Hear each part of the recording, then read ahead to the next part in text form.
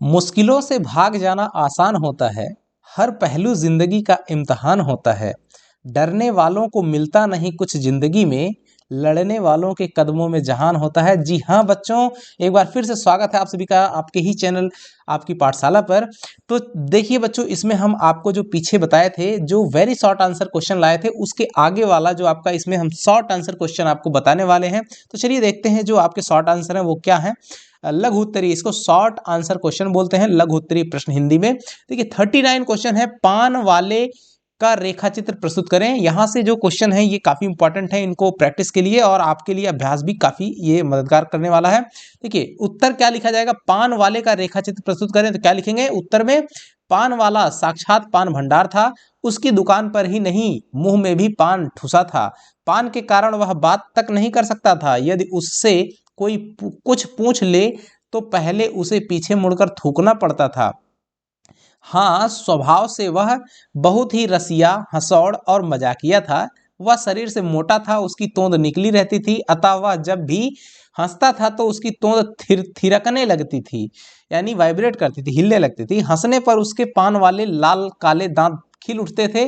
वह बातें बनाने में उस्ताद था, उसकी बोली में हंसी और व्यंग का पुट बना रहता था। तो ये आपका उत्तर हो जाएगा। ये इसमें जो आपका ये 3-3 नंबर वाले क्वेश्चन है, राइट। तो अब 40 नंबर क्वेश्चन देखिए, इसमें आपको किन्हीं 6 प्रश्नों का आंसर देना है। लेखक ने फादर बुल्के को मानवीय करुणा की दिव्य चमक क्यों कहा। ये सभी क्वेश्चन, इसमें से कई सारे क्वेश्चन आपको मिल सकते हैं बच्चों। देखिए आंसर क्या लिखेंगे, लेखक ने फादर कामिल बुल्के को मानवीय करुणा की दिव्य चमक कहा है, दिव्य चमक कहा है। फादर के मन में सब परिचितों के प्रति सद्भावना और ममता थी, वे सबके प्रति वात्सल्य भाव रखते थे, वे तरल हृदय थे, वे कभी किसी से कुछ चाहते नहीं थे बल्कि देते ही देते थे। वे हर दुख में साथी प्रतीत होते थे और सुख में बड़े बुजुर्गों की भांति वात्सल्य देते थे। उन्होंने लेखक के पुत्र के मुंह में पहला अन्न भी डाला और उसकी मृत्यु पर सांत्वना भी दी।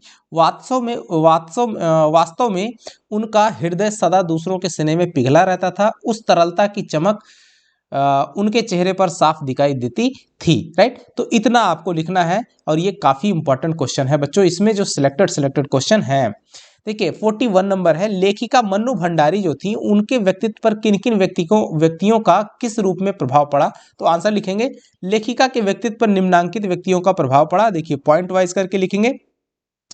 पिता का प्रभाव, पहला, लेखिका के व्यक्तित्व पर पिताजी के स्वभाव एवं आदतों का अप्रत्यक्ष रूप से गहरा प्रभाव पड़ा। पिताजी के गोरे रंग के प्रति लगाव ने लेखिका के अंदर हीन भाव की ग्रंथि पैदा कर दी, क्योंकि वह काली है। इसी हीन ग्रंथि के कारण लेखिका कभी भी अपनी उपलब्धि पर भरोसा नहीं कर पाती। पिताजी की शक्की स्वभाव का भी लेखिका के व्यक्तित्व पर प्रभाव पड़ा, राइट। उसके अपने स्वभाव में भी शक की झलक दिखाई देती है। अगला है प्रधानाध्यापिका शीला अग्रवाल का प्रभाव, राइट, ये दूसरा हो गया। यहाँ पे आप दूसरा ये भी लिख सकते हैं कि शक्की स्वभाव, पिताजी का शक्की स्वभाव, ये तीसरा पॉइंट करके लिख सकते हैं। देखिए जब लेखिका 10वीं पास कर फर्स्ट ईयर में आई, तब उसका परिचय हिंदी प्राध्यापिका शीला अग्रवाल से हुआ। उन्होंने लेखिका को बाकायदा साहित्य की दुनिया में प्रवेश कराया। साहित्य में रुचि उत्पन्न करने तथा लेखन की ओर प्रेरित करने में शीला अग्रवाल का बहुत योगदान रहा।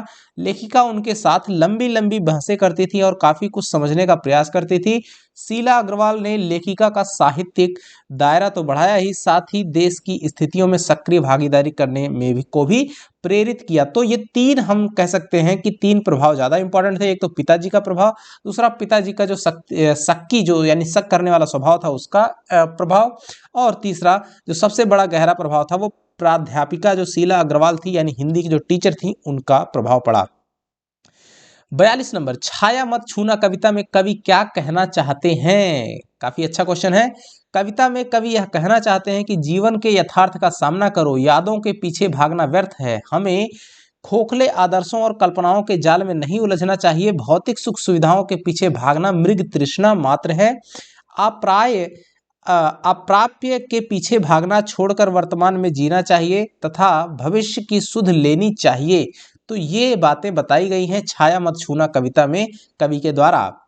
43 नंबर 43 का क्वेश्चन, कवि बादल से फुहार रिमझिम या बरसने के स्थान पर गरजने के लिए कहता है, क्यों कहता है। यानी कि जो फुहार है रिमझिम या बरसने के स्थान पर गरजने के लिए कहता है कवि। ऐसा क्यों? देखिए, कवि बादल से फुहार रिमझिम या बरसने के स्थान पर गरजने के लिए इसलिए कहता है क्योंकि पहला बिंदु है, बादल का गरजना क्रांति आने का सूचक है। कवि समाज में परिवर्तन लाने के लिए क्रांति की आवश्यकता बताना चाहता है। और दूसरा क्या कारण कि बादल के गरजने के बाद जल तो स्वयं बरसता ही है, अर्थात क्रांति सुखद परिणाम तो सभी को मिलती ही है। क्रांति का जो सुखद परिणाम है वो तो सभी को मिलता ही है। तो ये दो खास बातें थी। 44 नंबर क्वेश्चन देखिए, आपके विचार से माँ ने ऐसा क्यों कहा कि लड़की होना पर लड़की जैसा मत दिखाई देना? काफी इंपॉर्टेंट क्वेश्चन है। माँ ने अपनी लड़की को सलाह दी, तू मन से लड़की की तरह भोली सरल और निश्चल रहना, परंतु लोक व्यवहार में सावधान रहना, अपनी सरलता प्रकट होने देना, वरना लोग तुझे मूर्ख बनाकर तेरा शोषण करेंगे। इसीलिए माँ ने ऐसा कहा कि लड़की होना पर लड़की जैसा मत दिखाई देना। राइट। 45 नंबर क्वेश्चन देखिए बच्चों, झिलमिलाते सितारों की रोशनी में नहाया गंतोक लेखिका को किस तरह सम्मोहित कर रहा था? काफी इंपॉर्टेंट क्वेश्चन है ये। इसमें सभी क्वेश्चन सिलेक्टेड है बच्चों। झिलमिलाते सितारों की रोशनी में नहाया गंतोक, जो अभी गंगटोक है वो है, पहले गंतोक बोलते थे। लेखिका को रहस्यमयी और जादू भरा प्रतीत हो रहा था। सितारों के गुच्छे रोशनियों की एक झालर सी बना रहे थे और इस वातावरण का जादू लेखिका पर छाता चला जा रहा था। छाता मतलब उसके ऊपर फैलता चला जा रहा था। उसके आसपास सिर्फ शून्य था, यानी आकाश था। राइट। तो ये आपका आंसर हो जाएगा। 46 क्वेश्चन देखिए, वाक्य किसे कहते हैं? रचना के आधार पर वाक्य के भेदों के नाम आपको बताने हैं। देखिए, ऐसा सार्थक शब्द या शब्द समूह जो व्यवस्थित तथा पूरा आशय प्रकट करे वाक्य कहलाता है। What is sentence? तो इसका आंसर हो गया, अर्थात जिस शब्द समूह से वक्ता अपने भाव को पूर्ण रूप से व्यक्त कर सके। वाक्य के दो अंग होते हैं, कौन कौन से? उद्देश्य और विधेय। Right. Subject and predicate English में बोलते हैं। रचना के आधार पर वाक्य के तीन भेद, पहला सरल वाक्य, संयुक्त वाक्य और फिर मिश्र वाक्य, ये होता है। बच्चों, आई होप कि आपको ये छोटा सा वीडियो काफ़ी अच्छा लगेगा और आपकी परीक्षा में काफ़ी मददगार साबित होगा। ठीक है बच्चों, ऐसे ही वीडियो आपके लिए लाते रहेंगे जब तक 19 तारीख का एग्जाम आपका हो नहीं जाता। ठीक है बच्चों, नमस्कार, जय हिंद बच्चों।